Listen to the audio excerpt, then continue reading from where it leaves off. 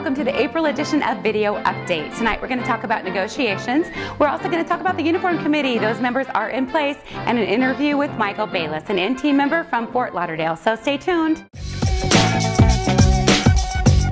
Negotiations update. Well, as you know, we just finished negotiations for April. We did pass back and forth several times the reserve as well as scheduling and bidding. We're getting a little hung up though on scheduling and bidding. Of course, the company doesn't want to pay us any duty rigs for those extended duty days. I did actually ask the company a very pointed question. Are you saying that it's the company's intention that even if we work a 20-hour duty day, the company does not intend to give us any additional compensation for that? And their response was, yes. Yes, they have no intention of paying any additional money. And then I asked a follow-up question, even if that would result in additional fatigue calls. And again, they answered yes. So there you have it. Their intention is to pay no additional compensation for extended delays, even if that results in additional fatigue calls. We did also discuss compensation as well as insurance and retirement. We'll take all of those to the table on May 15th. Uniform Committee members are in place. First of all, we'd like to say thank you to everyone who sent in interest to be on the Uniform Committee. We had to choose 7 though, and those 7 members are as follows: Kara Carver, Ever Hernandez, Laura Weismiller-Zick, Jeannie Stiles, John Estelle, Gina Coffey, and chaired by Diane Chimko. The NT Representative Liaison will be Mary Lou Resendez, and Alan Tiemann is the company's management representative. They'll be meeting for the first time in May. We'll keep you posted.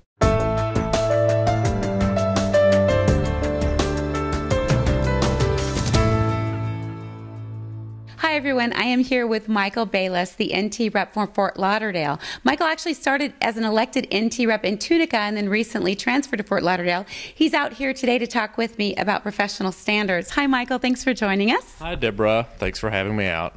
You came out to talk about professional standards. We're doing some training in anticipation of our training with the new committee. You want to talk about what professional standards means for our work group? Sure, Deborah, I'd be happy to. We initially set up the Professional Standards Committee as a conflict resolution committee that's peer-to-peer. We do not involve any member of management in this committee at all.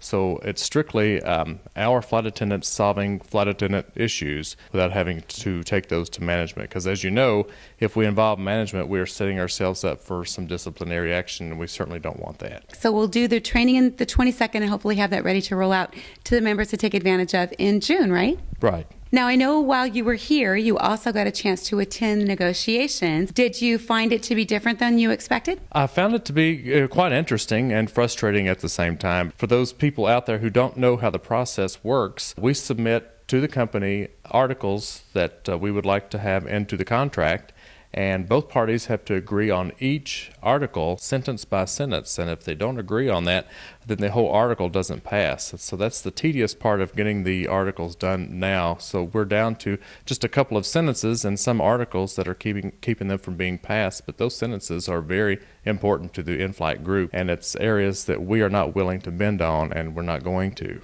So what do you think you can take back then to your work group back in Fort Lauderdale to help them really understand what's going on? Yeah, I want to go back and discuss with the members in Fort Lauderdale some of the things I observed in the negotiating to see if some of those things are still important to them. Maybe it would help us to come back with a different perspective in the next negotiating session and maybe able to bend a little on some things that right now we are drawing lines in the sand. But I know some of those things are too important to our flight attendant group that they're just not going to bend. I agree, and I think that it's important that we always help the members to see that we are fighting for them, and it is a really tedious fight, and we want to make sure that we're fighting for the things that are important to them. So you can go back to Fort Lauderdale and encourage everyone there to get involved, to stay involved, and to let us know what it is that's important to them via the website, responses to the newsletter, so we can make sure that we're representing them the way that they want to be represented. So I appreciate you taking the time to come and sit with me today, and I look forward to seeing you back on May 22nd for that professional standards training. Thanks again for having me out. So in closing, we'd like to say thanks to Michael Michael Bayless for coming all the way out here from Fort Lauderdale so we could spend some time with him. We do appreciate it. We also want to say congratulations to John Estelle. Jonna won the very first annual March Madness Worst Trip Tournament. So while we're sorry that Jonna had to go through such a terrible trip, we are happy to say that she won a $150 gift card. Hope Stagnaro won second place. She'll be getting a $50 gift card. Thanks to everyone who participated in our first annual March Madness Worst Trip Tournament. And speaking of worst trips, Chris Bauer recently announced that he and the management team are going to be visiting all 11 bases in 11 days to meet with the flight attendants and answer questions. So this is your chance to be heard. We're encouraging all of you to go to those base visits, attend as many as possible, and ask your questions. It's time to get them answered honestly. Until next month, bye.